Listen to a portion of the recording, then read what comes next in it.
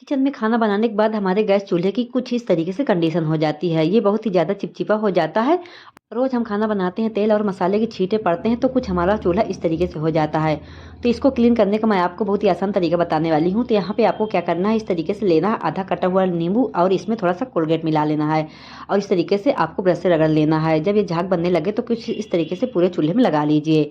कितना भी आपका चूल्हा चिपचिपा होगा, गंदा होगा और सालों का मैल जमा होगा, बहुत ही आसानी से क्लीन कर देगा। खाना बनाने के बाद हम गैस चूल्हे को रोज ही क्लीन करते हैं। अगर हम हफ्ते में एक बार ये टिप्स ट्राई करेंगे तो हमारे गैस चूल्हे में एक भी गंदगी नहीं रहेगी। तो आइडिया आप लोगों को कैसा लगा जरूर बताइएगा। इस तरीके से उलन कैप को लेकर हमारे सभी लोगों घर में इस तरीके से बच्चों के ढेर सारे कैप इकट्ठा हुए हो जाते हैं। जब ये फट जाते हैं या पुराने हो जाते हैं तो इनको हम बेकार समझकर फेंक ही देते हैं। तो गाइस, आज से आप फटे पुराने कैप को बिल्कुल भी नहीं फेंकिएगा। आप कुछ इस तरीके से इस्तेमाल में ले सकते हैं। यहाँ पे आपको क्या करना है गाइस, कोई भी आपको फटी पुरानी कैप ले लेना है और यहाँ पे आपको लेना है एक चूड़ी और एक सेफ्टी पिन और इस तरीके से आपको बीच सेंटर में एक साइड में आपको चूड़ी को अच्छे से फंसा देना है। तो देख सकते हैं गाइस, कुछ इस तरीके से आपको फंसा देना है। तो गाइस, इस कैप को मैं इस्तेमाल कहाँ करने वाली हूँ, चलिए देख लेते हैं। तो इस कैप को मैं इस्तेमाल करने वाली हूँ यहाँ पे बोर्ड के पास। जैसे हमारे घर में सभी लोगों के पास सारी सुविधाएं नहीं होती हैं, तो बोर्ड के पास आप जैसे मोबाइल लगाते हैं तो रखने की जगह नहीं होती है, तो कुछ इस तरीके से आप हैंग कर दीजिए। अब इसमें आप अपना मोबाइल लगाकर डाल दीजिए। अगर हम फोन को ऐसे ही खुला छोड़ देते हैं, जैसे हमारे घर में छोटे छोटे बच्चे हैं, हम ध्यान नहीं दिए और हमारा फोन बच्चे धोखे से गिरा देते हैं, तो हमारा फोन टूट जाता है और लाखों का नुकसान भी हो जाता है। किसी का फोन ज्यादा महंगा रहता है, किसी का फोन कम महंगा रहता है, तो नुकसान ही होता है। तो इस नुकसान से बचने के लिए छोटा सा टिप्स जरूर ट्राई कीजिएगा। इस तरह से फोन को रखेंगे तो आपके बच्चों की नजर भी नहीं पड़ेगी और आपका फोन सेफ भी रहेगा। तो मैं उम्मीद करती हूँ कि छोटा सा भी टिप्स आप लोगों को जरूर यूजफुल। दाल बनाते हो या दलिया बनाते हो, अगर आपका कुकर भी इस तरीके से बाहर पानी फेंकता है तो आप देखे होंगे कि आपका किचन बहुत ही ज़्यादा गंदा हो जाता है और किचन हमें साफ करने में घंटों लग जाते हैं। तो क्या कीजिए गाइस, जब भी आप दाल बनाइए तो इस तरीके से पहले आप ढक्कन नहीं लगाइए, ढक्कन आपको लगाना है बाद में। इसमें दाल बनाने के पहले आपको डाल देना है एक चम्मच। गाइस, मैं चम्मच डाल दी हूँ कुकर में। अब आपको मैं दिखा रही हूँ कि कितने अच्छे से मेरा कुकर अब पानी नहीं फेंकेगा। तो देख सकते हैं गाइस, आप सीटी लग गई है और एक भी पानी बाहर नहीं आया है। अगर आपका कुकर एक चम्मच डालने से भी पानी बाहर फेंकता है तो 2 चम्मच डाल दीजिए। यहाँ पे देख सकते हैं गाइस, मैं एक ही चम्मच डाली हूँ और मेरी दाल बहुत ही अच्छे से पक भी गई है। तो मैं जितना चाह रही थी मैं 2 सीटी लगाई हूँ, 2 सीटी में मेरी दाल पककर तैयार हो गई है और चम्मच में बाहर भी निकाल दी हूँ। तो इसी तरीके से आप दाल पका सकते हैं, आपका कुकर पानी नहीं फेंकेगा। तो है ना कितना यूजफुल टिप्स, एक बार ट्राई करके जरूर देखिएगा। गर्मी के सीजन में जैसे हम मार्केट से इस तरीके से कभी कभी होता है ना कि ढेर सारी मिर्चियाँ हम मार्केट से इकट्ठा ले आते हैं और जिनके घर में फ्रिज नहीं होती है उनको इस तरीके से हरी मिर्ची रखना बहुत ही मुश्किल होता है, और जिनके घर में फ्रिज होती है उनको तो सही है। इन हरी मिर्चियों को अगर हम 1-2 दिन के लिए बाहर रख देते हैं तो ये मुरझा जाती हैं और ये खराब हो जाती हैं। तो कुछ इस तरीके से आप हरी मिर्चियों को रखेंगे तो आपकी मिर्ची हफ्ते 2 हफ्ते तक चल सकती हैं। तो यहाँ पे आपको क्या करना है गाइस, इस तरीके से सारी मिर्चियों को इकट्ठा कर लीजिए। इकट्ठा करने के बाद इस तरीके से आप मिर्चियों में लास्टिक लगा लीजिए। फिर गाइस, आपको लेना है 1 गिलास में पानी। ग्लास में ही पानी रखेंगे तो ज़्यादा बेटर रहेगा और इस तरीके से आपको पानी में मिर्चियों का पीछे साइड का जो डंठल होता है इस तरीके से डुबो देना है। इस तरीके से आप मिर्चियों को रखेंगे तो आपको गर्मी में हफ्ते 2-4 हफ्ते तक मिर्चियों को चला सकते हैं। यहाँ पे गाइस, मैं आपको फूल गोभी स्टोर करने का बहुत ही आसान सा तरीका बताने वाली हूँ। इस तरीके से अगर आप फूल गोभी को स्टोर करेंगे तो आप साल 2 साल तक खा सकते हैं। सीजन में तो कोई बात नहीं, सीजन में तो ढेर सारी फूल गोभी हमें मार्केट में मिल जाती हैं। जब फूल गोभी का सीजन नहीं होता है तो हमें कहीं कहीं होता है ना कि खाने की इच्छा करती है और हमें फूल गोभी मार्केट में भी नहीं मिलती है।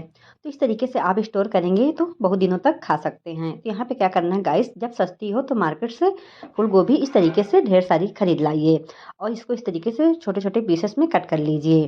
फरवरी मार्च में धूप होने लगती है तो इस तरीके से आप फूल गोभी को धूप में अच्छे से सुखा लीजिए। जब ये अच्छे सूख जाएगी तो आप इसको किसी भी कंटेनर में स्टोर करके रख सकते हैं। तो यहाँ पे देख सकते हैं गाइस, मैं इस फूल गोभी को अच्छे से सुखा ली हूँ। इसके बाद का मैं आपको वीडियो दिखा रही हूँ। तो देख सकते हैं गाइस, कितने अच्छे से फूल गोभी सूख गई है। अब इसको आप किसी भी एयर टाइट कंटेनर में भरकर रख दीजिए, बहुत दिनों तक ये चल जाएगी और इसमें कीड़े मकोड़े बिल्कुल भी नहीं लगते हैं। और इसको बनाना कैसे है आपको गाइस, जब आपको सब्जी बनाना हो तो इसको शाम को आपको पानी में भिगो देना है। ये बहुत ही अच्छे से फूल जाएगी और इसको आप सुबह सब्जी में बहुत ही अच्छे से बना सकते हैं और इसका टेस्ट बहुत ही अच्छा आता है। आप ये नहीं सोचिएगा कि इसका टेस्ट अच्छा नहीं आता है। जब आप सब्जी बनाएंगे तो आपको सीजन के जैसे ही सब्जी लगेगी और इसी तरीके से आप फूल गोभी का अचार भी बना सकते हैं। तो गाइस, मैं तो हमेशा इसी तरीके से हर साल फूल गोभी को सुखा कर रख लेती हूँ। कोई भी चीज़ अगर हम मार्केट से खरीदते हैं तो हमें बहुत ही महंगे दामों में मिलती है। अगर उसी चीज़ों को हम घर में बनाते हैं तो गैस कम बजट में ढेर सारा हम बना भी लेते हैं। तो यहाँ पे मैं आपको कसूरी मेथी बनाने का बहुत ही आसान तरीका बताऊंगी। यहाँ पे गाइस आपको इस तरीके से मेथी ले लेना है। इसको मैं अच्छे पानी से वॉश कर ली हूँ और इस तरीके से आपको पंखे के नीचे फैला देना है। मतलब आप पतले से फैलाएंगे तो और भी जल्दी सूख जाएगी। अगर आप इसी को धूप में फैलाएंगे तो ये काली पड़ जाएगी। इसको मैं 2 दिन के लिए पंखे के नीचे डाल दी थी और ये सूख गई है। तो देख सकते हैं गाइस कितने अच्छे से सूख गई है। इसको अब मैं हाथों से इस तरीके से मसल दूंगी, बहुत ही अच्छे से बारीक हो जाएगी। सारी मेथी को इस तरीके से मसल दीजिए, जितनी भी इसमें डंठल होगी वो एकदम से अलग हो जाएगी और पत्ती पत्ती बारीक हो जाएगी। सूख गई है मेथी, फिर भी इसमें बहुत ही अच्छी अच्छी खुशबू आ रही है। अगर इसी को हम मार्केट से खरीदते हैं तो इतनी ज़्यादा खुशबू मार्केट वाली कसूरी मेथी से नहीं आती है। तो इसी तरीके से गाइस आप भी अपने घर में कसूरी मेथी घर में ही बना लीजिए, वो शुद्ध रहती है। और गाइस जो हम मार्केट से कसूरी मेथी खरीदते हैं उसमें केमिकल वगैरह मिला होता है और वो जल्दी ख़राब भी हो जाती है। तो इस तरीके से मैं हर साल बना लेती हूँ। तो गाइस हम हाउस वाइफों का काम ही होता है घर और गृहस्थी को संभालना और ढेर सारे पैसों की बचत करना। तो मेरा तो नियम होता है इस तरीके की जो छोटी मोटी चीज़ें होती हैं मैं मार्केट से नहीं खरीदती हूँ, मैं घर में ही बना लेती हूँ। तो यहाँ पे मैं आपको दिखा रही हूँ कि ये 2 साल पहले की कसूरी मेथी है और इसका कलर देखिए और ये नई वाली का देखिए। अब ये पुरानी हो गई है तो इसको मैं बाहर कर दूँगी और ये जो नई वाली है इसको मैं इसी कांच के जार में भरकर रख दूँगी। ये साल 1.5 साल के लिए तो हो ही जाएगी। तो गाइस मैं आपको फिर से बता दूँ, कसूरी मेथी बनाते समय आपको मेथी धूप में नहीं डालना है। अगर आप धूप में डालेंगे तो आपकी मेथी काली पड़ जाएगी, तो इसका कलर देखने में नहीं अच्छा लगेगा। तो आप अगर पंखे के नीचे सुखाएंगे तो उसका कलर देखने में भी अच्छा लगेगा और उसमें खुशबू भी आएगी। तो गाइस मैं उम्मीद करती हूँ कि इन सभी टिप्स में से आप लोगों को एक भी टिप्स ज़रूर यूज़फुल लगा होगा और आपको सबसे ज़्यादा कौन सा टिप्स यूज़फुल लगा ज़रूर बताइएगा। तो मैं मिलूंगी आपको एक अगले नए वीडियो में। तब तक के लिए अपना ढेर सारा ख्याल रखिएगा, स्वस्थ रहिएगा, मस्त रहिएगा, अपने अपने कामों में व्यस्त रहिएगा।